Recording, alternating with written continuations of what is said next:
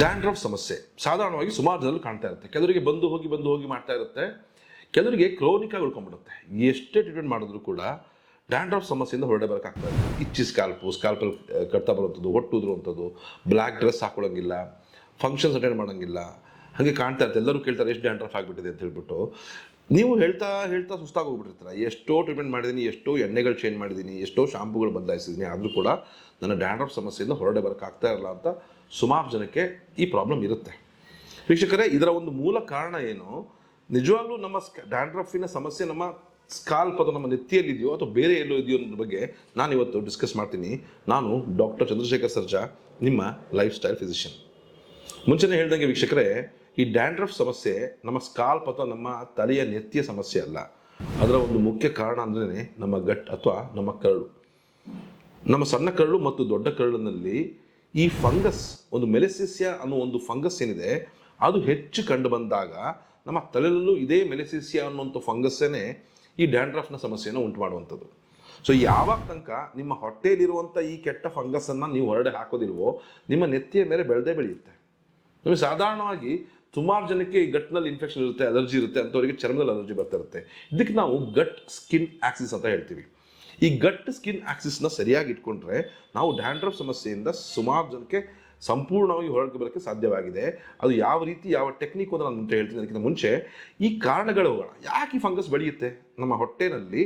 ಈ ಫಂಗಸ್ ಬೆಳೆಯೋಕ್ಕೆ ಮುಖ್ಯ ಕಾರಣ ಏನು? ಅದಕ್ಕೆ ಒಂದು ಬಹಳ ಮುಖ್ಯ ಕಾರಣ ಅಂತ ಹೇಳಿದ್ರೆ ಗಟ್ ಡಿಸ್ಬಯೋಸಿಸ್ ಅಂತ ಹೇಳ್ತೀವಿ. ಅಂತ ಹೇಳಿದ್ರೆ ಸರಿಯಾದ ಒಂದು ವರ್ಗಗಳು ಅಥವಾ ಈ ಬ್ಯಾಕ್ಟೀರಿಯಾಗಳಾಗಿರ್ಬೋದು, ಅಥವಾ ವೈರಸ್ಗಳಾಗಿರ್ಬೋದು, ಅಥವಾ ಫಂಗಸ್ ಆಗಿರ್ಬೋದು, ಅಥವಾ ಪ್ರೋಟೋಸೋವಾ ಆಗಿರ್ಬೋದು, ಸರಿಯಾದ ಪ್ರಮಾಣದಲ್ಲಿ ಇಲ್ದಲೇ ಇದ್ದರೆ, ನೋಡಿ, ವೈರಸ್ಸು ಫಂಗಸ್ಸು ಅಂತ ಹೇಳಿದ್ರೆ ಒಳ್ಳೆಯದು ಇರುತ್ತೆ, ಕೆಟ್ಟದು ಇರ್ತವೆ. ನಮ್ಮ ದೇಹಕ್ಕೆ ಬೇಕಾಗಿರುವಂಥ ಒಳ್ಳೆ ಫಂಗಸ್ಗಳು ಇದೆ, ಕೆಟ್ಟ ಫಂಗಸ್ಗಳು ಇದೆ. ನಮ್ಮ ದೇಹಕ್ಕೆ ಬೇಕಾಗಿರುವಂಥ ಒಳ್ಳೆ ಬ್ಯಾಕ್ಟೀರಿಯಾಗಳು ಇದೆ, ಬ್ಯಾಡವಾಗಿರುವಂಥದ್ದು ಇದೆ. 90% ಇದರಲ್ಲಿ ಒಳ್ಳೆಯದೇ ಇರ್ತವೆ, ಕೆಲವು 5% ಮಾತ್ರ ಕೆಟ್ಟವು ಇರ್ತವೆ ಈ ಬ್ಯಾಕ್ಟೀರಿಯಾಗಳಲ್ಲಿ. ಈ ಒಂದು ಬ್ಯಾಕ್ಟೀರಿಯಾಗಳ ಪ್ರಮಾಣ ಸರಿಯಾಗಿದ್ದರೆ ಅಥವಾ ಫಂಗಸ್ನ ಪ್ರಮಾಣ ಸರಿಯಾಗಿದ್ದರೆ ಬೇಡದಲ್ಲೇ ಇರುವಂಥದ್ದು ಬೆಳ್ಕೊಳ್ಳಲ್ಲ ಅಂತ ಅಷ್ಟೇ, ಬಹಳ ಮುಖ್ಯ. ಸೊ ಹಾಗಾಗಿ ಈ ಗಟ್ ಡಿಸ್ಬಯೋಸಿಸ್ ಅಥವಾ ಈ ಫಂಗಸ್ ಓವರ್ ಗ್ರೋತಿಗೆ ಒಂದು ಮುಖ್ಯ ಕಾರಣ ಇಲ್ಲಿ ಏನು ಅಂತ ನಾವು ಡಿಸ್ಕಸ್ ಮಾಡೋಣ. ಅದರಲ್ಲಿ ಮೊದಲನೇದು ಆ್ಯಂಟಿಬಯೋಟಿಕ್ ಅಬ್ಯೂಸ್. ನಾನು ಒಬ್ಬ ಪೇಷಂಟ್ ಬಂದಿದ್ದರು, ಅವರು ಕೂಡ ಯಾವುದೋ ಒಂದು ಕೆಮ್ಮು ಶೀತ ಜ್ವರಕ್ಕೆ ಆ್ಯಂಟಿಬಯೋಟಿಕ್ ತಗೊಳ್ತಾ ಇದ್ರು. ಯಾವುದೋ ಡಾಕ್ಟ್ರು ಕರೆಕ್ಟಾಗಿ ಡೋಸೇಜ್ ಮಾಡಿ ಫಿಕ್ಸ್ ಮಾಡಿ ಕೊಟ್ಟು ಒಂದು 3 ದಿನಕ್ಕೋ 5 ದಿನಕ್ಕೋ ಕೊಟ್ಟಿದ್ರು. ಇವ್ರು ತಗೊಂಡ್ರು, ಅವ್ರಿಗೆ ಆ ಶೀತ ಕೆಮ್ಮು ಕಡಿಮೆ ಆಯಿತು, ಮತ್ತೆ ಬರೋಕ್ಕೆ ಶುರು ಆಯಿತು. ಅವ್ರಿಗೆ ಶೀತ ಕೆಮ್ಮು, ಇಮ್ಯುನಿಟಿ ಸರಿ ಇರಲಿಲ್ಲ, ಅವರು ಮತ್ತೆ ಆ್ಯಂಟಿಬಯೋಟಿಕ್ ರಕ್ಷಣೆ ಮಾಡೋದು ಆ್ಯಂಟಿಬಯೋಟಿಕ್ ಅಬ್ಯೂಸ್ ಅಂತ ಹೇಳ್ತೀವಿ. ನಮ್ಮ ದೇಶದಲ್ಲಿ ಹೆಂಗಾಗಿದೆ ಅಂತ ಹೇಳಿದ್ರೆ, ಚೇಂಜ್ ಇರಲಿಲ್ಲ, 5 ರೂಪಾಯಿ 6 ರೂಪಾಯಿ ಅಂದರೆ ಒಂದು ಆ್ಯಂಟಿಬಯೋಟಿಕ್ ಕೊಡಿ, ಒಂದು ಪೇನ್ ಕಿಲ್ಲರ್ ಕೊಡಿ, ಒಂದು ಗ್ಯಾಸ್ಟ್ರಿಕ್ ಮಾತ್ರೆ ಕೊಡಿ ಅಂತ ಮೆಡಿಕಲ್ ಶಾಪಲ್ಲಿ ಕೇಳುವಂಥ ಒಂದು ಬಂದುಬಿಟ್ಟಿದೆ. ಸೊ ಈ ಥರ ಒಂದು ಆ್ಯಂಟಿಬಯೋಟಿಕ್ ಅಬ್ಯೂಸಿಂದ ನೋಡಿ, ಆ್ಯಂಟಿಬಯೋಟಿಕ್ ನಿಮಗೆ ಒಳ್ಳೇದೋ ಕೆಟ್ಟದೋ ನೋಡೋಕೆ ಹೋಗಲ್ಲ. ನೀವು ಒಂದ್ಸಲ ತಗೊಂಡಾಗ ಒಳ್ಳೆ ಬ್ಯಾಕ್ಟೀರಿಯಾಗಳು ಸಾಯ್ತವೆ, ಕೆಟ್ಟ ಬ್ಯಾಕ್ಟೀರಿಯಾಗಳು ಸಾಯ್ತವೆ, ಒಳ್ಳೆ ಫಂಗಸ್ಸು ಸಾಯ್ತವೆ, ಕೆಟ್ಟ ಫಂಗಸ್ಸು ಸಾಯ್ತವೆ.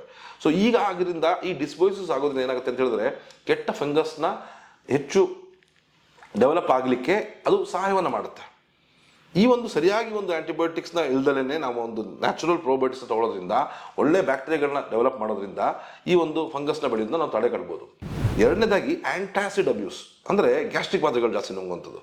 ನಮ್ಮ ದೇಹಕ್ಕೆ ಆ್ಯಸಿಡ್ ಬೇಕು. ನಾವು ತಿನ್ನಂಥ ಆಹಾರದಲ್ಲಿ ಎಲ್ಲ ಥರ ಫಂಗಸ್ ಇರ್ತವೆ, ಎಲ್ಲ ಥರ ಬ್ಯಾಕ್ಟೀರಿಯಾ ಇರುತ್ತೆ, ಎಲ್ಲ ಥರ ವೈರಸ್ ಇರುತ್ತೆ.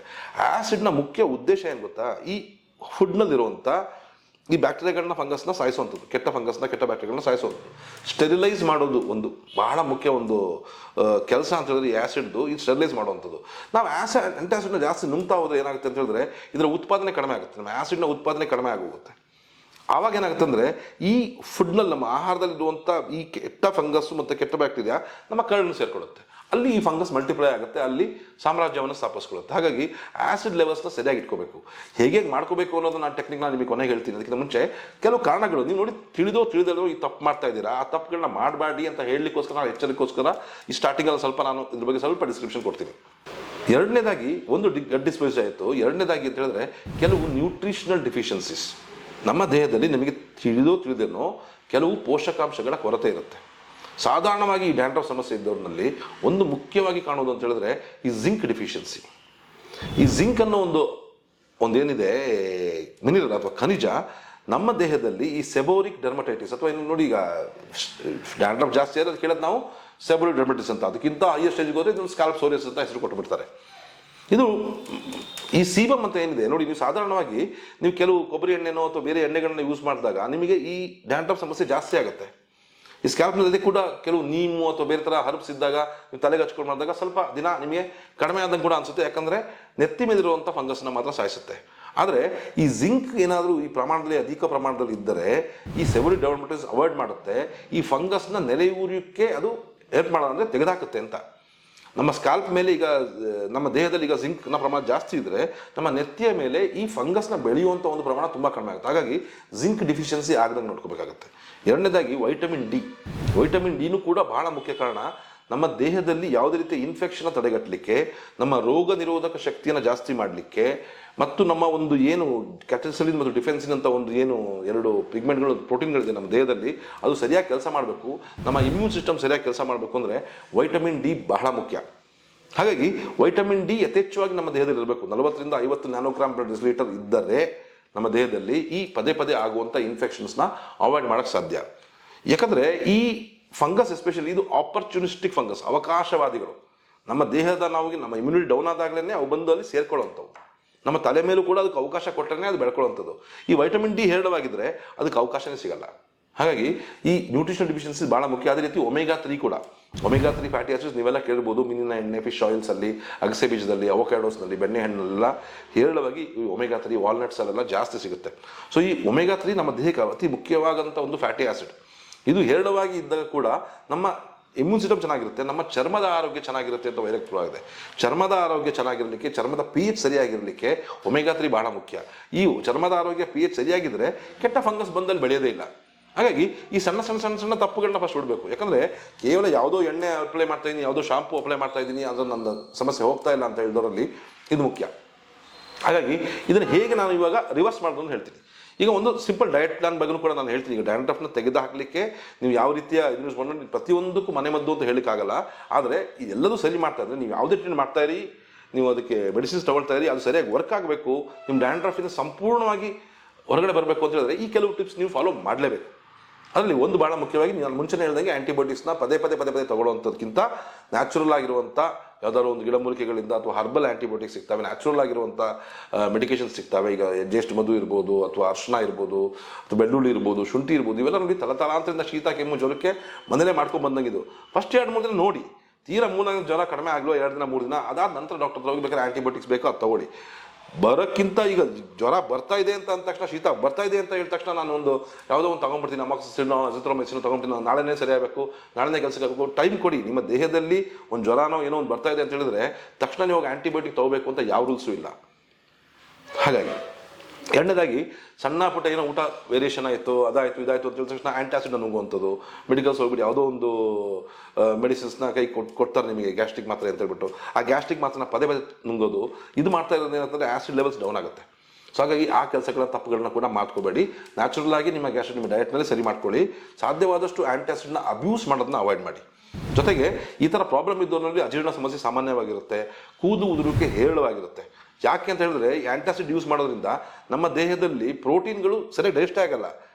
ನಮ್ಮ ಆ್ಯಸಿಡ್ನ ಎರಡನೇ ಒಂದು ಮುಖ್ಯ ಕಾರಣ, ಒಂದು ಸ್ಟೆರಿಲೈಸೇಷನ್ ಅಂತ ಹೇಳಿದೆ, ಎರಡನೇದು ಅಂತ ಹೇಳಿದ್ರೆ ನಮ್ಮ ದೇಹದಲ್ಲಿ ಪ್ರೋಟೀನ್ಸ್ ಡೈಜೆಸ್ಟ್ ಆಗುವಂಥದ್ದು. ನಮ್ಮ ದೇಹಕ್ಕೆ ಪ್ರೋಟೀನ್ಸ್ ಬೇಕು, ನಮ್ಮ ಸ್ಕಾಲ್ಪ್ಗೆ, ನಮ್ಮ ಕೂದಲಿನ ಬುಡಕು ಕೂಡ ಪ್ರೋಟೀನ್ಸ್ ಬೇಕು. ಅದು ಹೇರಳವಾಗಿ ಪ್ರೋಟೀನ್ಸ್ ಇದ್ದರೆ ಮಾತ್ರ ನಮ್ಮ ಚರ್ಮ ಚೆನ್ನಾಗಿರುತ್ತೆ. ಹಾಗಾಗಿ ಈ ಆ್ಯಪಲ್ ಸಿಡರ್ ವಿನೆಗರ್ನ ಯೂಸ್ ಮಾಡ್ಕೊಂಡು ಬನ್ನಿ.